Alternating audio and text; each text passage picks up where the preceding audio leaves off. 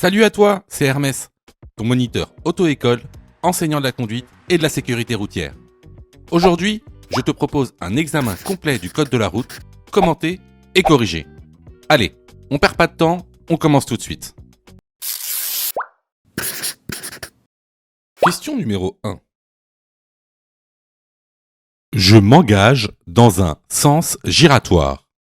Je passe avant le véhicule gris à gauche. Oui, réponse A. Non, réponse B.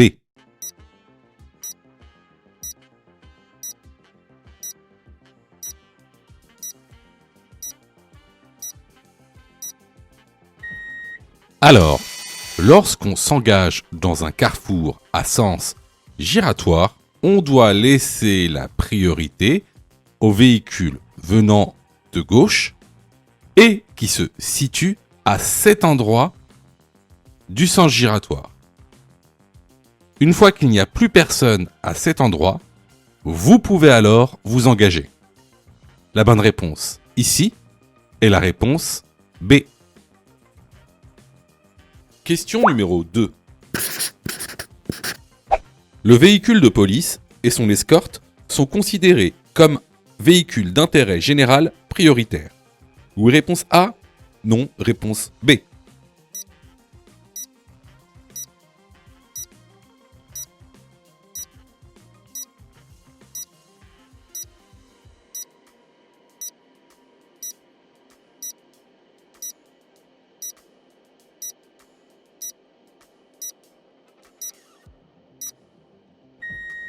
Alors, il faut que tu saches une chose. En fait, il y a deux types de véhicules d'intérêt général.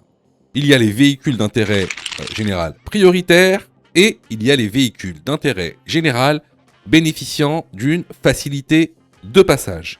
Donc, aujourd'hui, on ne va pas parler de ceux qui bénéficient d'une facilité de passage. Pour ceux qui veulent en savoir plus, je vous conseille d'aller dans la formation. Donc ici, la police fait partie des véhicules d'intérêt général prioritaire. Vous avez la police, tous les véhicules de police, ça peut être les véhicules par exemple pénitentiaires.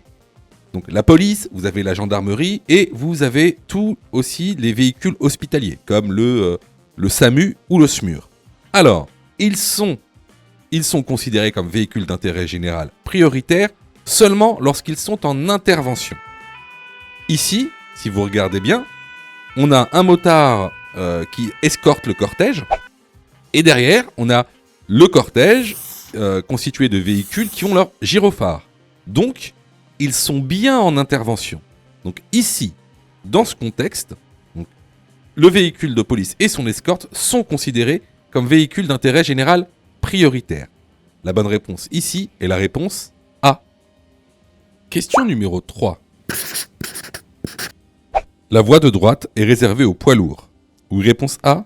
Non, réponse B.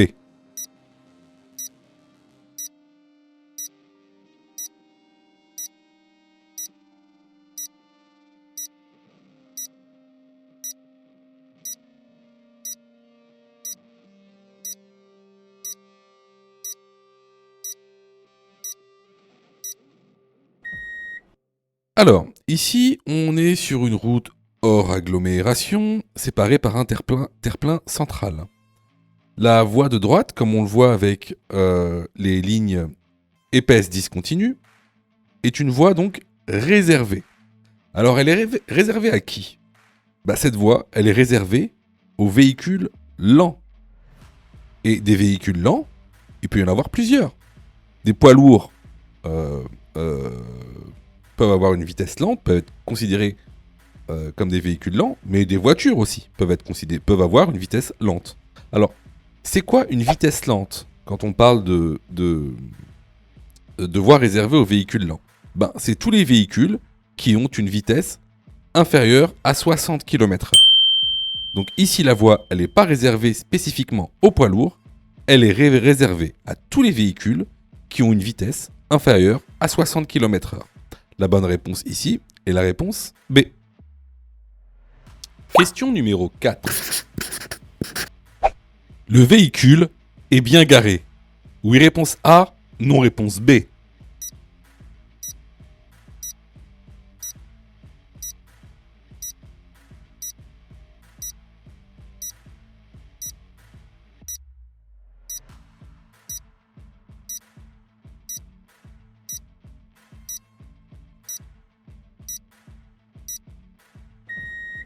Alors, ici on est sur une question qui parle donc des stationnements infractionnels. C'est un thème qu'on voit vraiment régulièrement, que ce soit sur les vidéos YouTube et même dans la formation.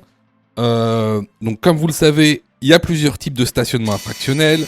Stationnement abusif, stationnement gênant, très gênant, dangereux. Alors, ici, on est sur un stationnement qu'on dit très gênant. Pourquoi ? Parce que tout simplement, vous n'avez pas le droit de vous garer sur un trottoir. Au-delà de ça, il faut aussi savoir que vous n'avez pas le droit de vous garer à moins de 5 mètres en amont d'un passage piéton dans votre sens de circulation. Qu'est-ce que ça veut dire ? Regardez la petite image. Si vous vous garez 5 mètres avant un passage piéton dans votre sens de circulation, alors c'est une infraction. C'est ce qu'on appelle un stationnement très gênant. Et donc, c'est une amende donc, de 135 € sans retrait de points. Comme d'habitude, vous risquez aussi une immobilisation, c'est-à-dire une mise en fourrière du véhicule, si vous ne pouvez pas déplacer votre véhicule lorsque un agent de police constate l'infraction. Donc, ici, la bonne réponse est la réponse B. Question numéro 5. La vitesse maximale autorisée est de réponse A, 70 km/h, réponse B, 80 km/h.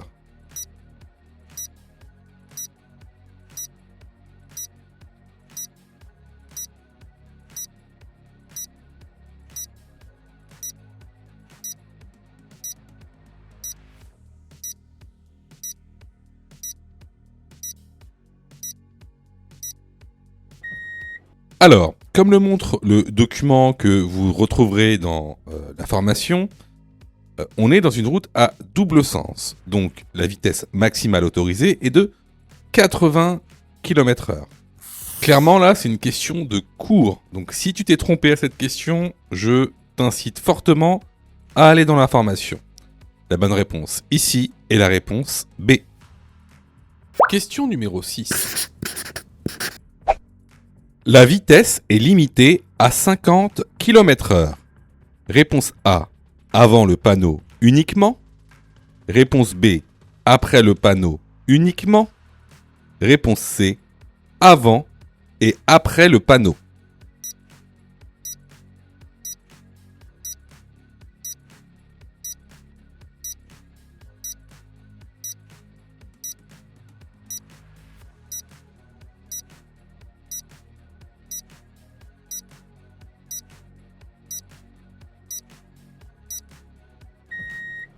Alors, comme tu le vois, la signalisation indique un panneau d'interdiction où la vitesse maximale autorisée est de 50 km/h.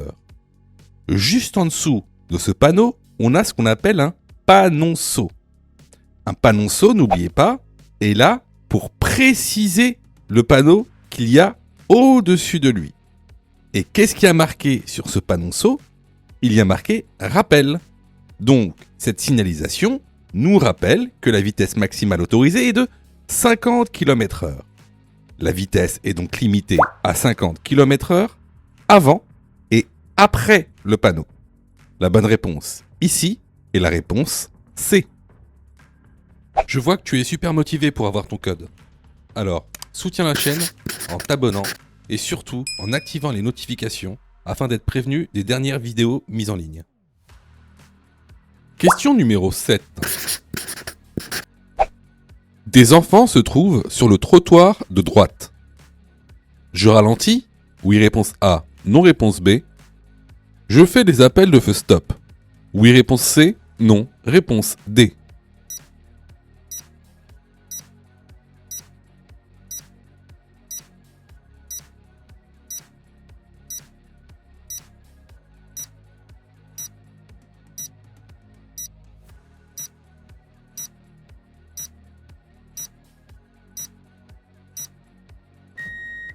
Alors, dans cette situation, on a donc à droite un groupe d'enfants. Et aussi, regardez bien, hein, sur le rétroviseur, on a une voiture derrière nous qui est quand même assez proche. Alors, je pense que tu sais que les usagers de la route ont des zones d'incertitude différentes. Alors, c'est quoi une zone d'incertitude ? Une zone d'incertitude, en fait, c'est la probabilité de présence d'un usager à un moment donné. Alors, tu vois par exemple, un homme adulte va avoir à peu près une probabilité de présence, on va dire, d'1 mètre autour de lui. Hein, alors, il peut par exemple se décaler un peu à gauche quand il marche, de trébucher un peu à droite, ou même reculer parce que je sais pas, il a vu un chat ou un chien. Voilà. Mais il va rester sur à peu près un cercle d'une circonférence de d'1 mètre. Alors qu'un enfant, lui, il aura une zone d'incertitude beaucoup plus grande parce que vous connaissez les enfants, un rien peut porter leur attention et donc en même pas une seconde, ils peuvent se retrouver à 2-3 mètres de vous. Donc un enfant, il aura une zone d'incertitude beaucoup plus grande que celui d'un homme adulte. Un enfant, une zone d'incertitude, c'est à peu près 2 à 3 mètres. Alors que par exemple, une personne âgée, elle aura une très petite zone d'incertitude parce qu'elle aura beaucoup moins de capacité pour se déplacer. Voilà pour la zone d'incertitude. Donc effectivement, j'arrive dans une zone où il y a des enfants, usagers avec une grande zone d'incertitude, donc je ralentis. Ensuite, est-ce que je fais des appels de feu stop ? Alors, n'oubliez pas, hein, les appels de feu stop, c'est quoi ? Les appels de feu stop, c'est quand on appuie de manière répétée sur la pédale de frein, parce que quand tu appuies sur la pédale de frein, les feux stop derrière s'allument, et donc ça prévient les usagers derrière, ici par exemple, la voiture qui est derrière nous sur le rétroviseur, ça la prévient qu'il y a un danger qu'elle ne voit pas. Hein, donc les appels de feu stop, ça sert à ça. Ça sert à prévenir les gens derrière toi qui, eux, ne voient pas le danger, de leur dire « Hé, là, il y a un danger qui arrive devant vous. Je vous préviens avec les appels de feu stop. » Donc ici, c'est très très pertinent de faire des appels de feu stop. Donc les bonnes réponses à cette question sont les réponses A et C. Question numéro 8. Ce véhicule est stationné sur une intersection. Il est en infraction. Oui, réponse A, non, réponse B.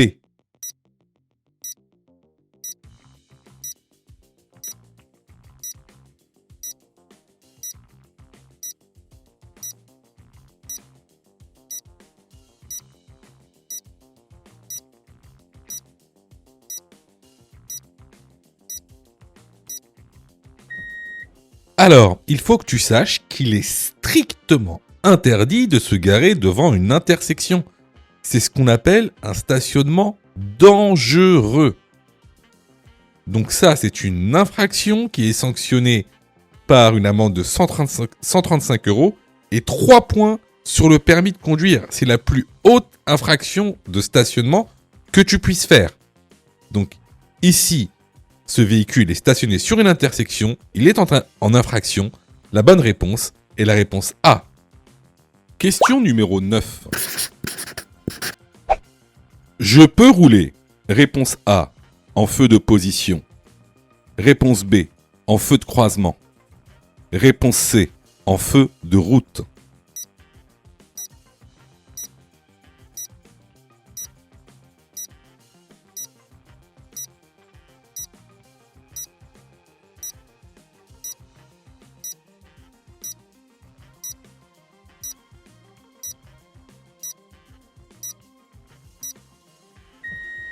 Alors ici, on est en agglomération, éclairée de nuit. Donc, je peux rouler en feu de position et ou en feu de croisement. Par contre, il est strictement interdit de rouler en feu de route en agglomération. C'est normal. Feu de route. Ce sont des feux réservés à la route. Donc, ici, les bonnes réponses sont les réponses A et B. Question numéro 10. Si la voiture avance jusqu'au céder le passage, le camion pourra tourner. Oui, réponse A. Non, réponse B.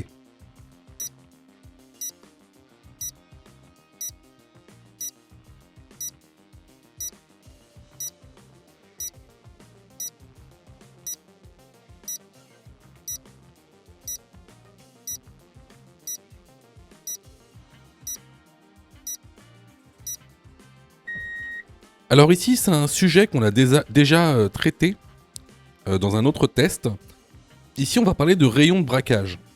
Donc un camion, de par sa longueur, aura toujours un rayon de braquage plus grand que celui d'une voiture. Dans ce cas-là, si la voiture s'était avancée jusqu'au pointillé du céder le passage, le camion ne pourrait pas tourner correctement. Il le toucherait, tout simplement. Donc ici, la bonne réponse est la réponse B. Question numéro 11. Je sors du véhicule. Je vérifie mon angle mort. Oui, réponse A. Non, réponse B. J'ouvre la portière avec la main droite. Oui, réponse C. Non, réponse D.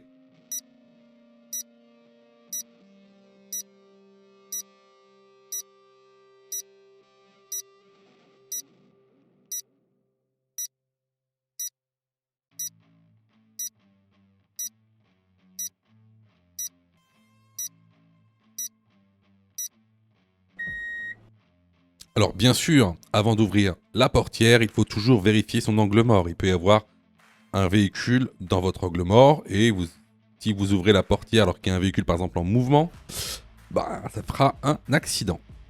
Ensuite, un peu plus compliqué, j'ouvre la portière avec la main droite. Alors effectivement, il est plus pertinent d'ouvrir la portière avec la main droite parce qu'en fait ça vous permet tout simplement de pivoter le corps et donc de vérifier votre angle mort. Si vous ouvrez votre portière avec la main gauche, vous avez tendance à regarder devant vous. Parfois même, vous l'ouvrez en regardant à droite. Alors que là, en l'ouvrant avec la main droite, vous êtes obligé de pivoter votre corps vers la gauche. Donc ici, les bonnes réponses seront les réponses A et C. Question numéro 12.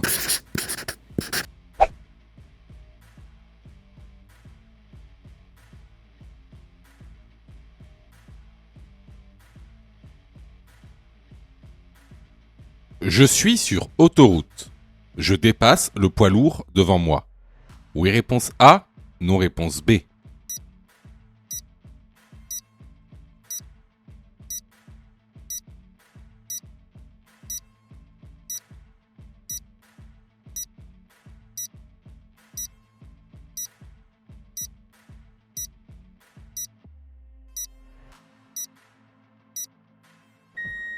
Alors, encore une fois, c'est une question qui va dépendre de la compréhension que vous avez de la question en elle-même.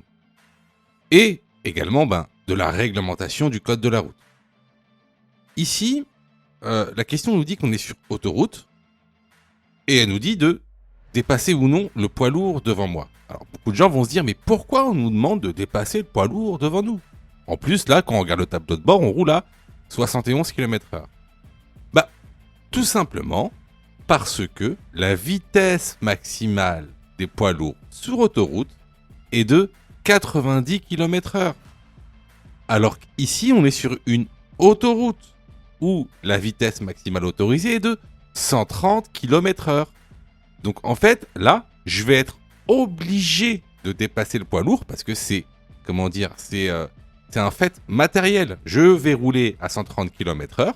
Là, le poids lourd roule à 90, je vais automatiquement le dépasser.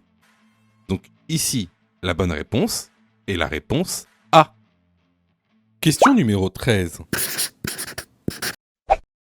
Je souhaite dépasser ce camion. Pour avoir une meilleure visibilité, je me décale légèrement à gauche tout en restant sur ma voie. Oui, réponse A. Non, réponse B.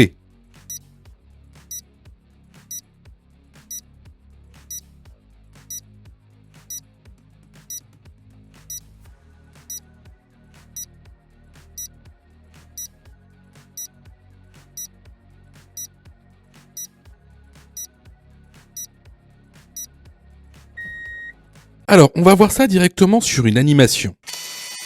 Alors, là, vous voyez bien, on est sur notre voie, mais à droite. Et vous voyez bien, en fait, qu'on a un manque de visibilité sur ce qui se passe devant. On a en fait un champ visuel qui est réduit, notamment par la présence du camion. Si on se décale un tout petit peu à gauche, sans bien sûr empiéter sur l'autre voie, on reste sur sa voie, eh ben, ça va améliorer notre visibilité et on va pouvoir voir plus loin. Donc, effectivement, dans ce contexte-là, ce qu'on fait, c'est qu'on va se décaler légèrement à gauche, avoir une bonne visibilité pour pouvoir dépasser ce camion. La bonne réponse ici est la réponse A. Sais-tu que Mon Code de la route est aussi une plateforme pédagogique qui te permet de passer ton examen du code à partir de seulement 9,90 €. Et on a même conçu, spécialement pour toi, un programme qui te permet d'obtenir ton code en un temps record. C'est le programme Mon Code en 10 jours. Avec un calendrier de révision personnalisé, un contenu pédagogique par thème conforme à la nouvelle réforme, des nombreux tests d'examen blanc issus de l'examen officiel, accessible sur smartphone, tablette et PC durant 1 an et en accès illimité. Et surtout, cette formation est 100% remboursée en cas d'échec à l'examen. Alors, si tu souhaites obtenir ton code du premier coup sans te ruiner et sans risque, rejoins notre programme en cliquant sur le lien en description de la vidéo. Pour ça, tu as juste à cliquer sur le lien en description et à choisir ta formule. Question numéro 14. Ce panneau indique un passage à niveau A avec barrière, B avec un feu, C sans demi-barrière ni barrière.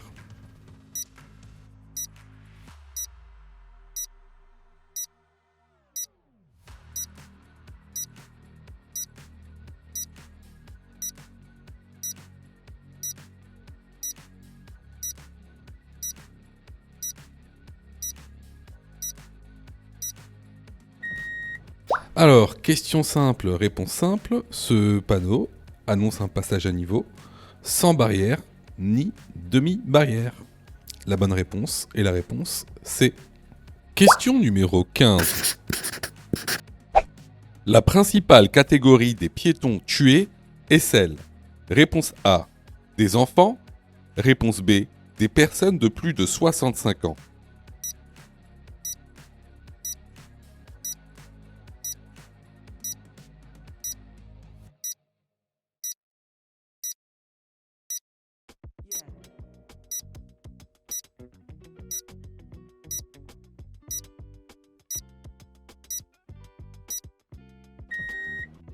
Et oui, les personnes de plus de 65 ans représentent 52% des tués parmi les piétons, alors que cette population ne représente que 17% de la population totale. Donc ici, la bonne réponse va être la réponse B.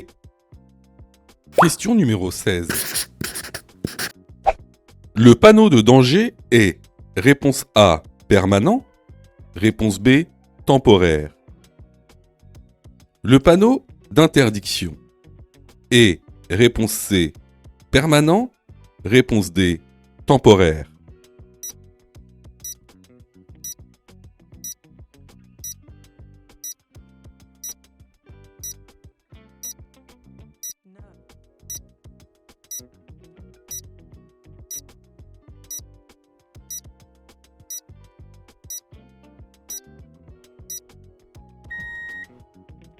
Alors ici, regarde bien déjà la situation. Au loin, on a des travaux, on a des machines de travaux, des panneaux de déviation, on a des travaux. D'ailleurs, regarde, la signalisation représente donc un panneau de danger sur fond jaune indiquant un rétrécissement de chaussée, donc qui lui est un panneau temporaire. Concernant le panneau d'interdiction, il n'est pas sur fond jaune. Seulement, regarde bien, il est posé sur une fixation provisoire. Il est posé sur un plot avec du sable. Donc, c'est également un panneau temporaire. Donc ici, les bonnes réponses vont être les réponses B et D. Question numéro 17. Avoir une alcoolémie de plus de 0,8 g par litre de sang au volant constitue réponse A, une infraction, réponse B, un délit, réponse C, une contravention, réponse D, un crime.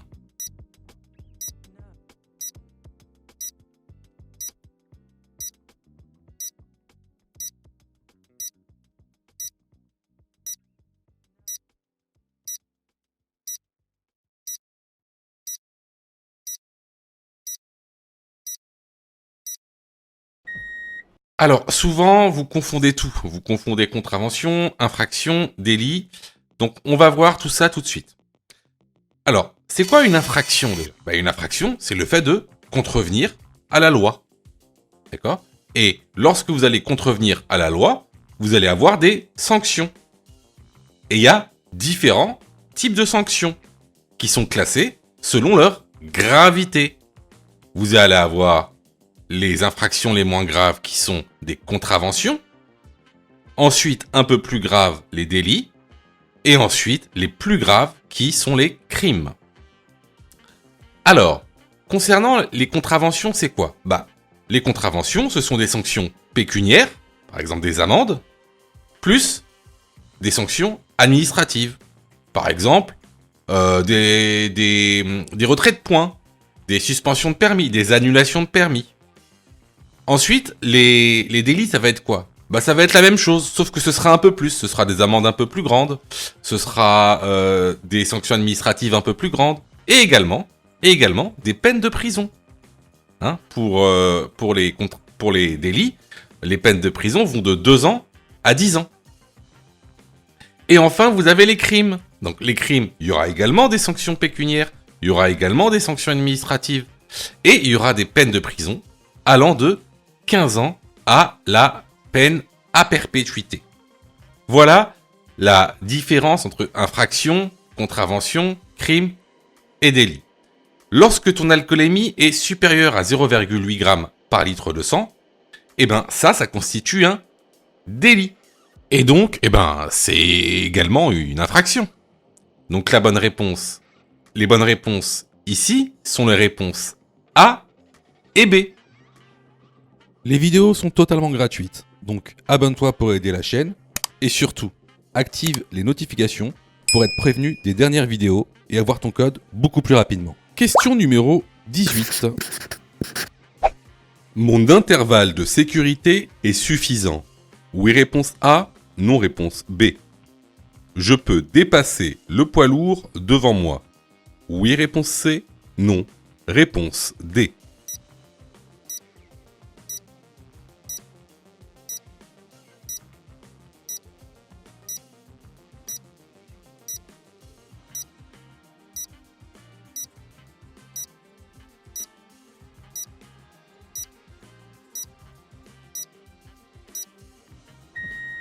Alors, concernant l'intervalle de sécurité, donc question redondante, qui va sûrement vous être posée à l'examen.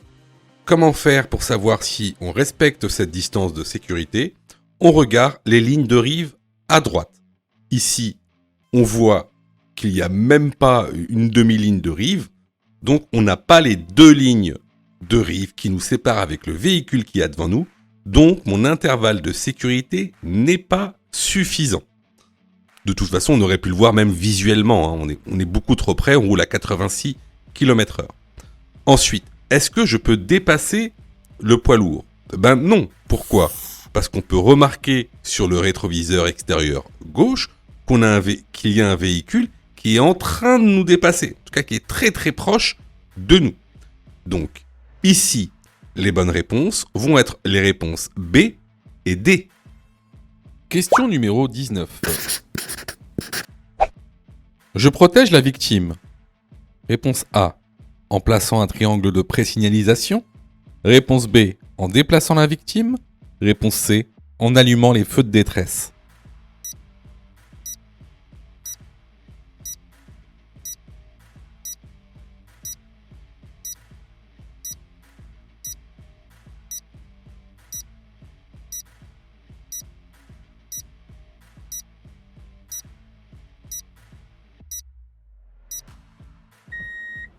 Alors, si tu es témoin d'un accident de la route avec dommages corporels, il y a trois choses à faire. C'est protéger, alerter, secourir. Il faut les faire dans l'ordre. Alors ici, la question porte sur la protection. Comment protéger une victime d'un accident de voiture? Alors, tout d'abord, en allumant les feux de détresse pour prévenir les véhicules derrière qu'il y a eu un accident. Ensuite, en plaçant un triangle de présignalisation en amont pour justement réguler la circulation. Surtout, ne jamais déplacer une victime inconsciente. Donc, on ne déplace pas la victime si elle est inconsciente, comme ici sur la photo. Donc, pour cette question, je protège la victime en plaçant un triangle de signalisation et en allumant les feux de détresse. Les bonnes réponses sont les réponses A et C.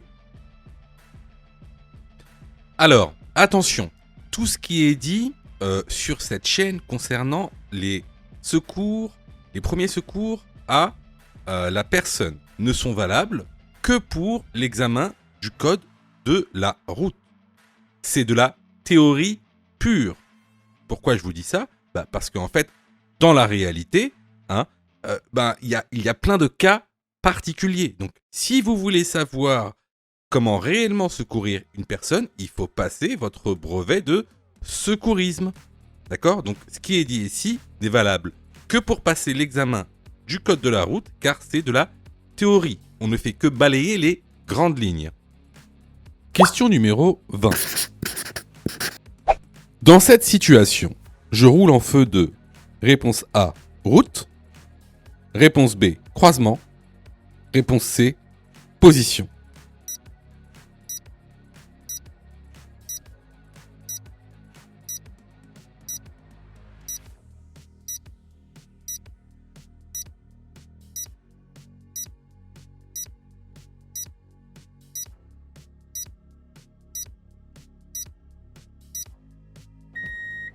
Alors ici, certes, on rentre dans une agglomération, mais une agglomération non éclairée de nuit.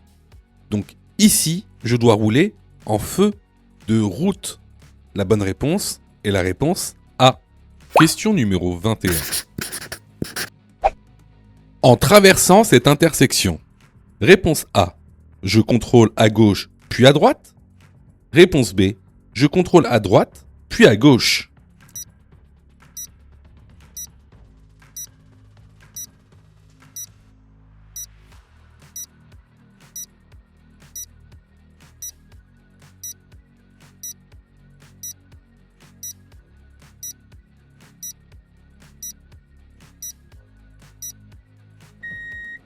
Alors, ici, on va franchir donc une intersection qui est régie par un feu. Pour nous, le feu est vert. Cependant, ça ne nous empêche pas de faire nos contrôles. Alors, ici, il pourrait par exemple y avoir une voiture qui grille le feu rouge dans une des rues adjacentes. Alors, en premier lieu, le danger, il va venir d'où? En premier lieu, le danger va venir de gauche. Parce que ce sera le danger le plus proche de nous. En deuxième lieu, le danger viendra de droite. Donc, on fait d'abord un contrôle à gauche, puis un contrôle à droite pendant qu'on traverse. La bonne réponse ici est la réponse A. Question numéro 22. Je ne suis pas assuré. Je risque une amende? Oui, réponse A, non, réponse B. Je suis responsable financièrement des dégâts occasionnés en cas d'accident. Oui, réponse C, non, réponse D.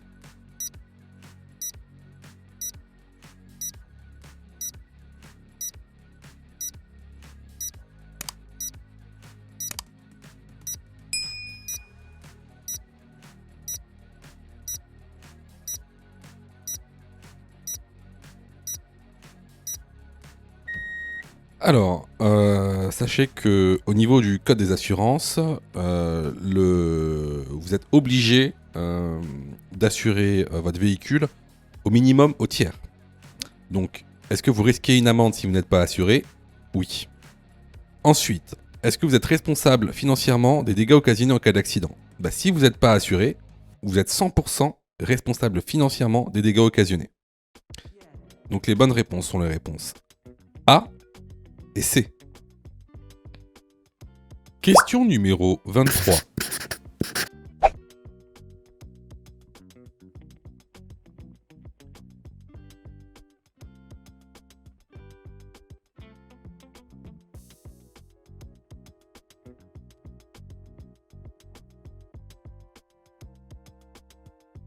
Dans cette situation, réponse A, j'accélère. Réponse B, je rétrograde. Réponse C, je reste sur ma voie.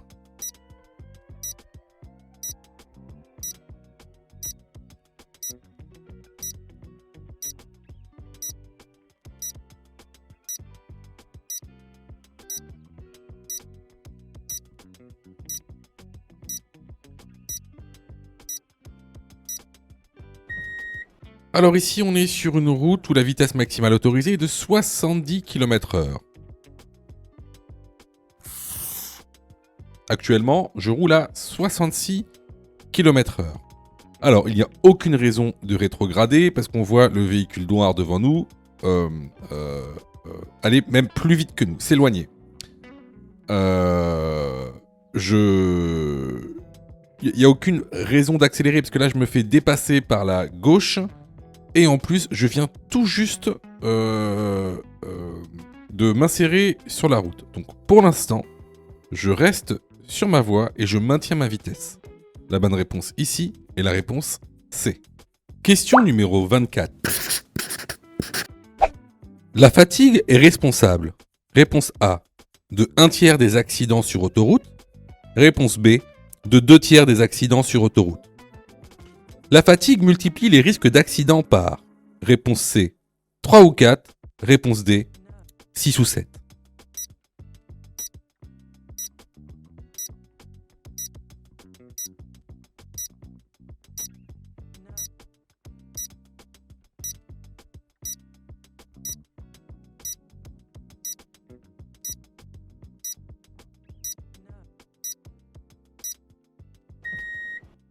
Là, c'est vraiment une question, vous savez ou vous savez pas, quoi. Donc ici, je vous mets effectivement le document que vous retrouverez dans la formation. Donc la fatigue est responsable donc d'1/3 des accidents sur autoroute et multiplie les risques d'accident par 3 ou 4. Les bonnes réponses ici sont les réponses A et C. Si tu aimes le contenu, alors prends quelques secondes pour liker la vidéo. C'est très important. Cela nous permet d'être mieux référencés et donc de te présenter encore plus de vidéos pour que tu puisses obtenir ton code le plus rapidement possible. Question numéro 25. Pour conduire, la boîte de vitesse doit être placée. Réponse A en N, réponse B en D.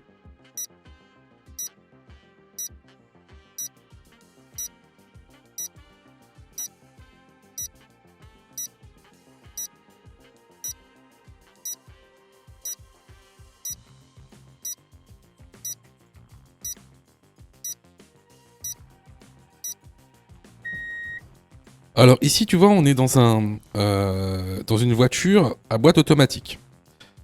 Alors, chaque lettre a une signification. Les lettres sont en anglais, ça il faut le savoir. Alors, le P, c'est pour parking. Ça, c'est quand tu es en stationnement. Le R, c'est pour reverse. Ça, c'est pour la marche arrière. Le N, c'est pour neutral. Ça, c'est le point mort. Le D, c'est pour drive. Ça, c'est pour conduire. Et le S, c'est pour séquentiel. Ça, c'est si ta voiture a une boîte séquentielle. Donc, ici, pour conduire, il faut placer la boîte de vitesse sur D. La bonne réponse ici est la réponse B.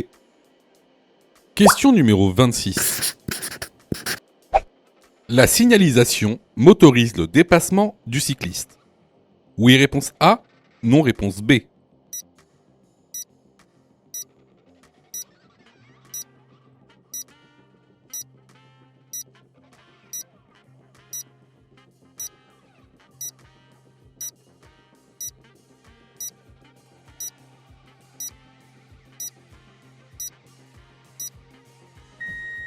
Alors, ici, on a certes une ligne blanche.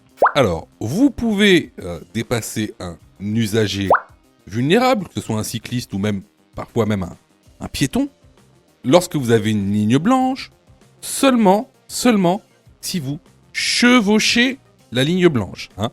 Il ne faut pas la franchir, il faut la chevaucher. Et bien sûr, ici on est sur route, donc laissez un intervalle de sécurité de 1,50 m. Donc ici, est-ce que la signalisation m'autorise le déplacement du cycliste? La bonne réponse est la réponse A. Alors, vous voyez, il y a beaucoup de gens, en fait, je sais, hein, je sais que vous vous êtes trompés. Enfin, beaucoup d'entre vous se sont trompés. Je sais que vous passez beaucoup de temps à réviser votre code. Je le sais. Hein, sûrement que même vous avez une application gratuite. Mais vous savez, les applications gratuites, si c'est gratuit, ne pensez pas que vous allez avoir de la qualité. D'accord? Ne pensez pas ça. Hein, c'est pas pour rien qu'il y a 40% de taux d'échec. Quasiment la moitié des gens qui regardent cette vidéo vont rater leur code. Pas parce qu'ils n'ont pas travaillé, pas parce qu'ils sont nuls, parce que vous avez été mal formés. C'est pour ça que nous, on vous propose donc une plateforme de formation 100% dédiée au code de la route, réalisée par des professionnels, avec une méthodologie adéquate qui vous permettra d'avoir votre code de la route rapidement. En plus de ça, vraiment, ça coûte pas cher. Vous pouvez commencer à vous former pour 9,90 €. Ça, c'est la formule la plus basse. Sinon, vous pouvez même choisir la formule « Mon code en 10 jours ». Et avec cette formule, vous êtes 100% remboursé si vous ratez votre code. Simplement en envoyant la preuve de votre échec. Donc voilà, moi un petit conseil que je vous donne, surtout si vous êtes trompé à cette question, allez dans la plateforme, formez-vous correctement, vous allez voir, ça va bien se passer. Pour ça, tu as juste à cliquer sur le lien en description et à choisir ta formule. Question numéro 27. Pour conduire en sécurité, le passager le plus grand s'installe à l'avant. Oui, réponse A, non, réponse B. Le passager le plus petit, au milieu. Oui, réponse C. Non, réponse D.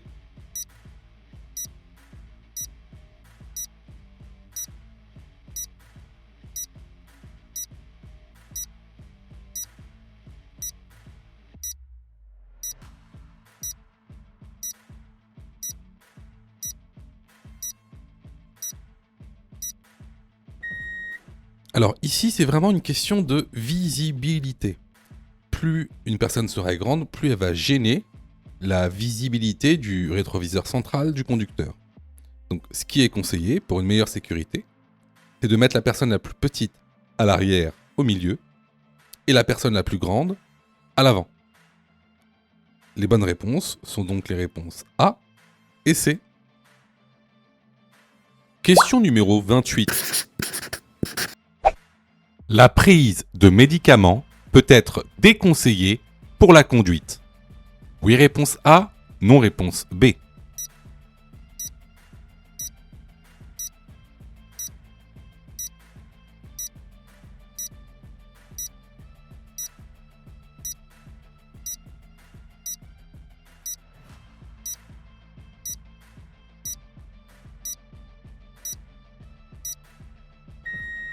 Alors, en effet, certains médicaments vont avoir certains effets qui seront très préjudiciables pour la conduite, notamment des effets sédatifs, c'est-à-dire d'endormissement.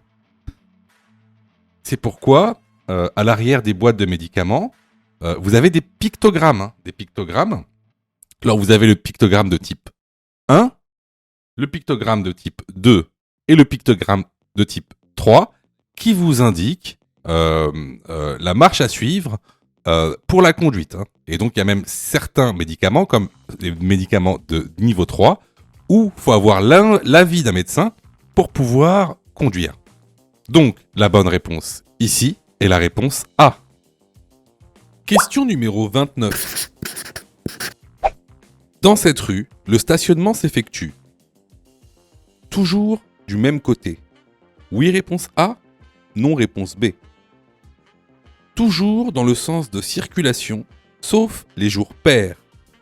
Oui, réponse C. Non, réponse D.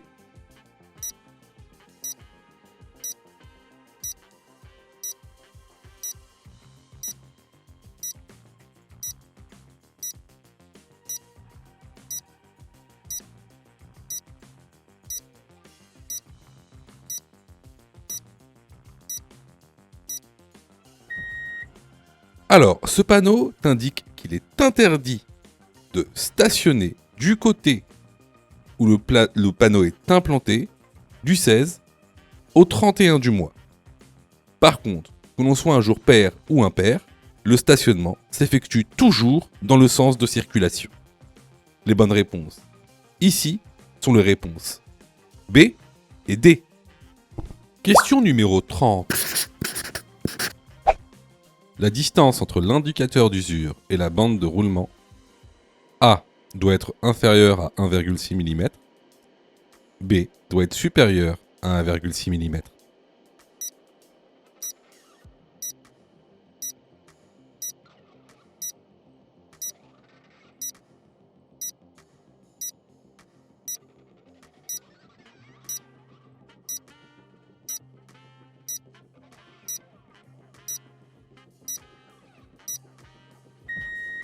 Alors, sachez qu'avec la nouvelle réforme, donc le code a pris une autre ampleur, et vous avez énormément de questions sur les équipements. Donc sur le thème pédagogique, les équipements.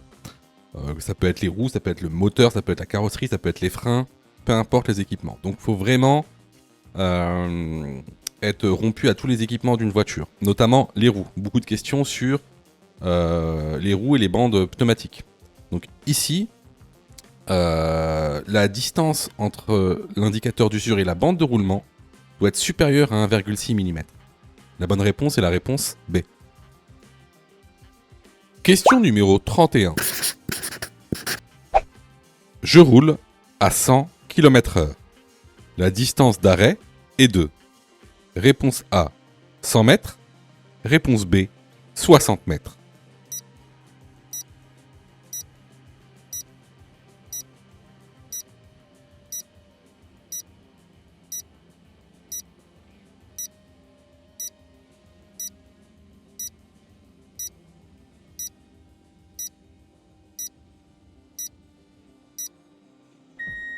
Alors, tu dois savoir une chose.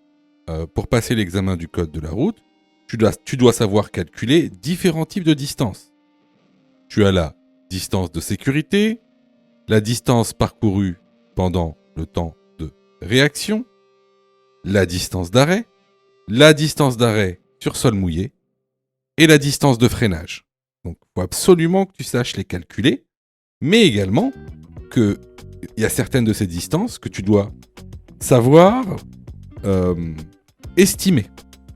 Bon, on en revient à la question. Je roule à 100 km/h, quelle est la distance d'arrêt ? Pour calculer la distance d'arrêt, c'est très simple. Tu prends le nombre des dizaines, ici 10, et tu le multiplies par lui-même. Donc 10 fois 10, 100. La distance d'arrêt à 100 km/h est de 100 mètres. La bonne réponse ici est la réponse A. Question numéro 32. Le système parc assist permet de trouver un emplacement pertinent automatiquement.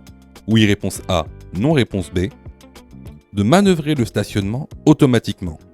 Oui, réponse C. Non, réponse D.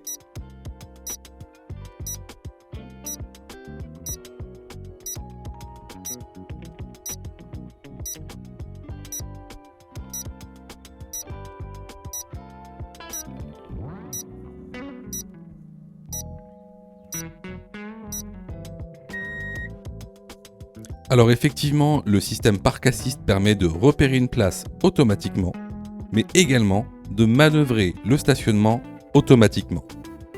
Les bonnes réponses sont les réponses A et C. Je vous invite fortement à aller dans la formation. On vous expliquera tout.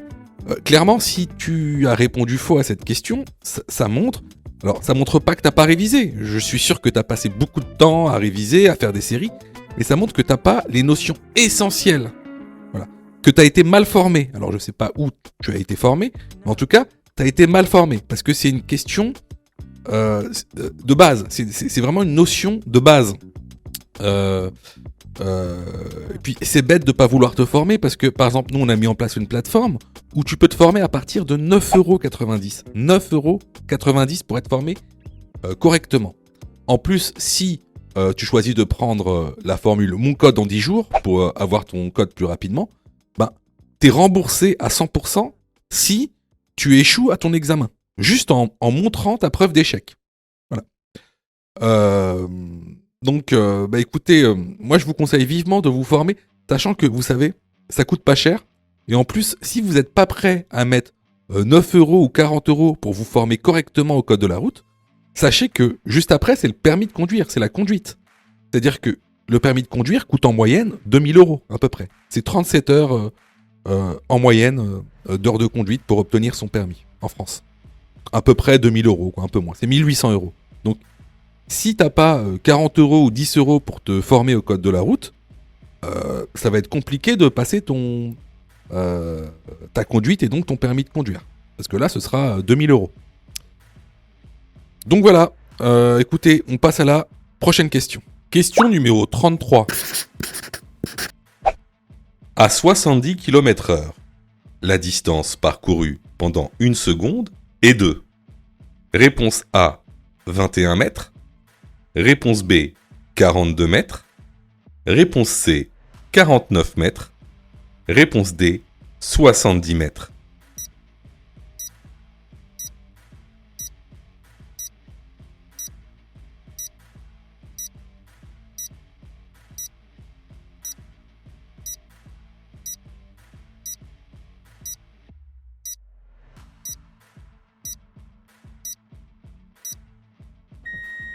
Alors, pour savoir comment on calcule la distance parcourue pendant 1 seconde, c'est très simple. Tu prends déjà la vitesse, ici 70 km/h. Tu prends le chiffre des dizaines, donc ici le chiffre des dizaines, c'est 7. Et ce chiffre, tu le multiplies par 3, ce qui donne 21. Donc, la distance parcourue pendant 1 seconde est de 21 mètres. Alors là, sûrement que tu vas me dire, mais attends, mais pourquoi est-ce qu'on nous demande de calculer la distance parcourue pendant 1 seconde ? Nous, on veut juste avoir notre permis, on n'est pas des physiciens, on n'est pas des mathématiciens, ça nous sert à rien en fait. On n'est pas un contrôle de physique. Eh ben non. Parce que pourquoi on vous pose cette question ? C'est parce que c'est une question de cours. Regardez. C'est quoi la distance parcourue pendant le temps de réaction ? Bah, c'est la distance parcourue pendant 1 seconde. Parce que le temps de réaction, c'est combien ? Bah, c'est 1 seconde. Donc, calculer la distance parcourue pendant 1 seconde, ça équivaut à calculer la distance parcourue pendant le temps de réaction. C'est exactement la même chose. Et c'est pour ça qu'on vous pose cette question. C'est pas par hasard, ça vient pas de nulle part. Là, on vous a demandé de calculer la distance parcourue pendant le temps de réaction. Tout simplement. Donc, ici, pour répondre à la question, la bonne réponse est la réponse A. Question numéro 34. Rouler avec une voiture hybride permet de diminuer les émissions polluantes. Oui, réponse A. Non, réponse B. Participe à l'éco-conduite. Oui, réponse C. Non, réponse D.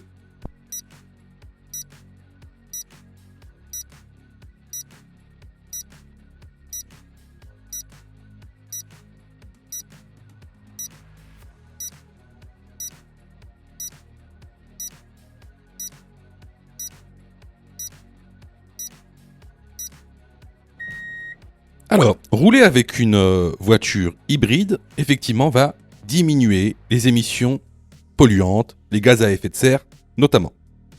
Est-ce que ça participe à l'éco-conduite ? Eh ben, non. Regardez, ici, je vous ai mis le document que vous retrouverez donc dans l'information. C'est quoi l'éco-conduite? L'éco-conduite, c'est la mise en pratique de pratiques qui permettent justement de diminuer l'impact environnemental de la conduite.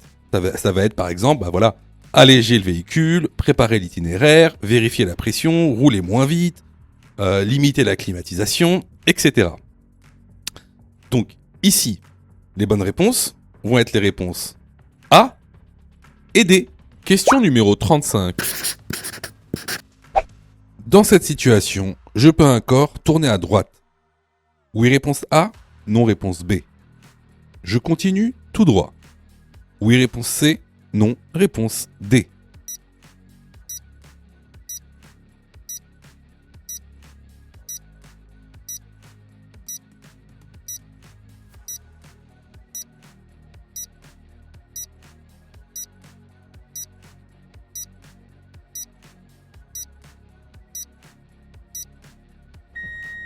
Alors, si tu regardes bien le rétroviseur, on a une voiture qui va nous dépasser par la droite et qui est déjà dans la voie de droite.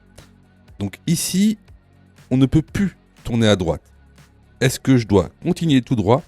Eh bien oui, car on n'a plus le choix. Donc les bonnes réponses ici vont être les réponses B et C. Question numéro 36.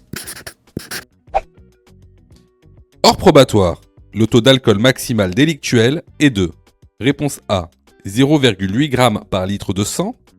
Réponse B, 0,4 mg par litre d'air expiré. À partir de ce taux, je perds. Réponse C, 6 points.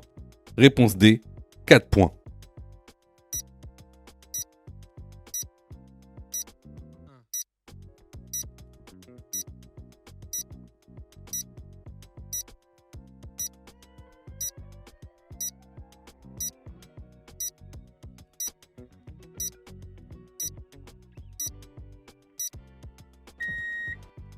Alors, que l'on soit en probatoire ou non, le taux maximal délictuel est le même. Alors, vous vous rappelez de ce document que vous retrouvez dans l'information. Il est plutôt pratique. Donc, le taux délictuel probatoire ou non est de 0,8 g par litre de sang, soit 0,4 mg par litre d'air expiré. Au-delà, à partir de ce taux, je perds 6 points. Vous vous rappelez de ce document aussi. Pour ceux qui ont suivi la formation, ils ont ces documents. Donc, à partir de ce taux, je perds 6 points sur mon permis de conduire. Donc ici, les bonnes réponses sont les réponses A, B et C. Je vois que tu es super motivé pour avoir ton code. Alors, soutiens la chaîne en t'abonnant et surtout en activant les notifications afin d'être prévenu des dernières vidéos mises en ligne. Question numéro 37. Ma batterie est déchargée. Je recharge ma batterie à l'aide d'un autre véhicule. Pour cela, je branche les bornes positives entre elles et les bornes négatives entre elles. Oui, réponse A, non, réponse B.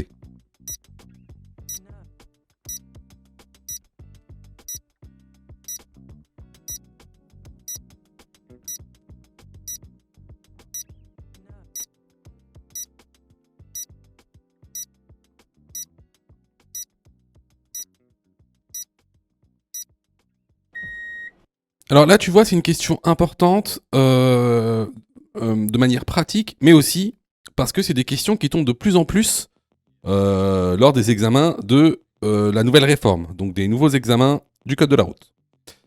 Le plus simple ici, c'est que je t'apprenne en fait toutes les étapes pour pouvoir recharger ta batterie lorsqu'elle est déchargée à l'aide d'un autre véhicule.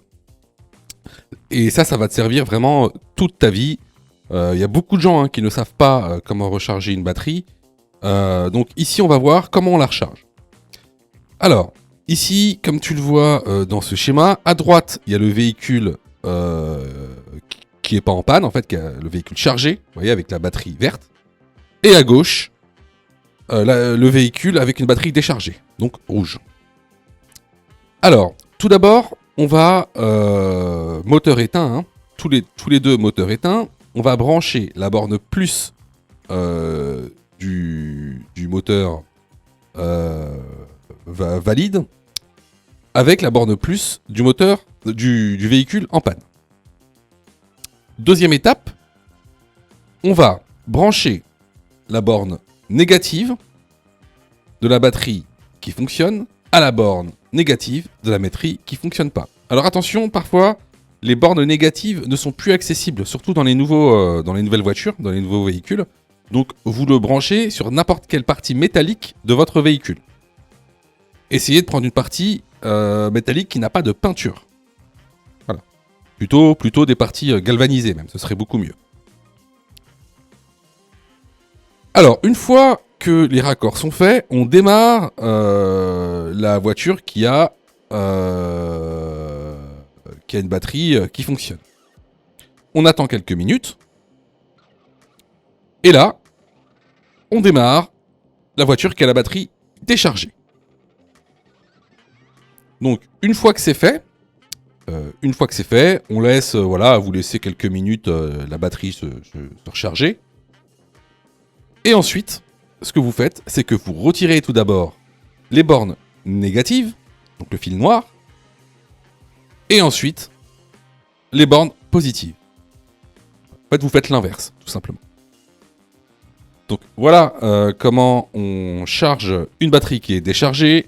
Donc ici, pour répondre à la question, donc la bonne réponse est la réponse A. Effectivement, je branche les bornes positives entre elles et les bornes négatives entre elles. Bien sûr, il faut respecter l'ordre qu'on vient de voir.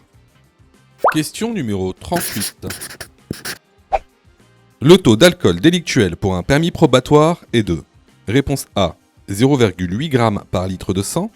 Réponse B, 0,4 mg par litre d'air. À partir de ce taux, le risque d'accident est multiplié par 15, réponse C, 10, réponse D.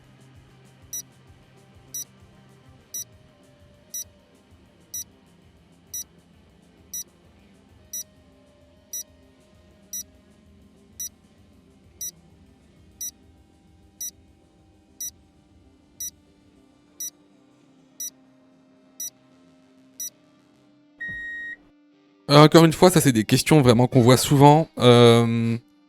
Donc ici, le taux d'alcool délictuel pour un permis probatoire, il est de 0,8 g par litre de sang, ce qui correspond à 0,4 mg par litre d'air expiré. C'est le même que pour un permis normal. Donc à partir de ce taux, le risque d'accident, lui, il est multiplié par 10. Donc les bonnes réponses ici sont les réponses A, B et D. Alors là, c'était vraiment une question de cours qu'on voit régulièrement dans la formation. Donc si vous avez eu faux à cette question, vraiment, je vous incite vraiment à vous former, que ce soit chez nous ou ailleurs. Alors, je reçois plusieurs messages de votre part, d'ailleurs je vous en remercie. Alors, vous me posez souvent deux questions. Alors, la première c'est quand est-ce que je suis prêt pour passer mon code ? Et la deuxième c'est est-ce que je dois suivre la formation ? Alors, tout d'abord, on va répondre à la première question. Quand est-ce que tu es prêt pour passer ton code ? C'est très simple. Si tu fais moins de 5 fautes sur les 5 dernières séries d'examens blancs que tu as fait, alors tu es prêt à passer le code de la route. Donc attention, ça veut dire qu'il faut que sur les 5 dernières séries que tu as faites, de manière consécutive, il n'y a pas une seule série où tu as fait plus de 5 fautes. Donc si tu as fait plus de 5 fautes à une seule série, il faut que tu continues à faire des examens blancs. La deuxième question. Est-ce que il serait mieux pour moi de prendre une formation ? Alors, là, c'est pareil. Si tu fais 8 fautes ou plus sur les 5 dernières séries d'examens blancs que tu as faites, alors, il est vivement conseillé de te former.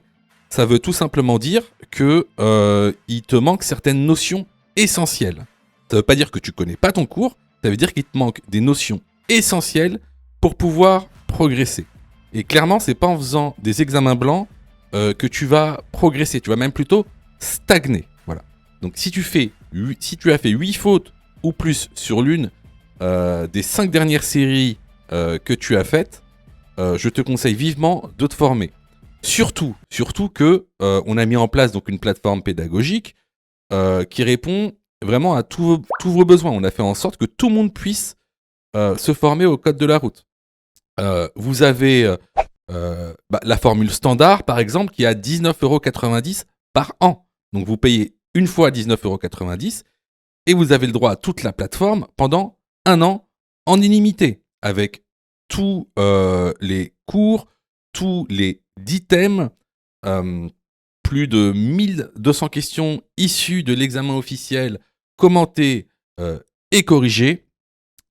Vous avez pour ceux, par exemple, qui veulent passer leur code rapidement, la formule à mon code en 10 jours, pour passer son code en 10 jours, qui est à 39,90 € par an, en illimité. Et en plus, si vous ratez votre code, eh ben vous êtes 100% remboursé, seulement en envoyant votre preuve d'échec.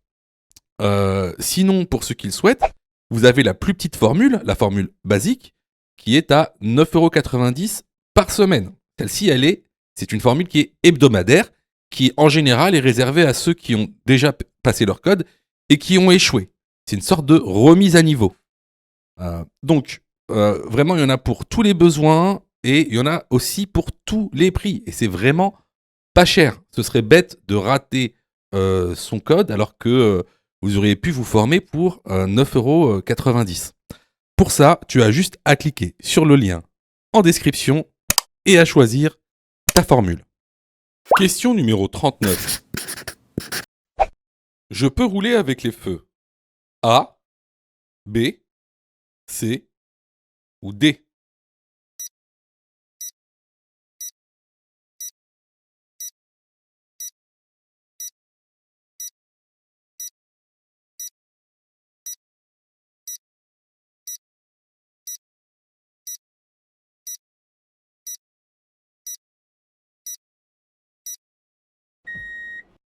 Alors, là ici, encore une fois, c'est du court. Donc là, on roule dans un temps de brouillard. Donc ici, les feux qui vont être autorisés, ça va être les feux de croisement pour pouvoir croiser les véhicules et les feux de brouillard avant, les feux de brouillard arrière et c'est tout. Les feux de route sont interdits en temps de brouillard. Les bonnes réponses sont donc les réponses A, C et D. Question numéro 40. Je peux conduire dans tous les pays de l'Union européenne avec réponse A, mon permis probatoire, réponse B, ma déclaration de perte du permis de conduire.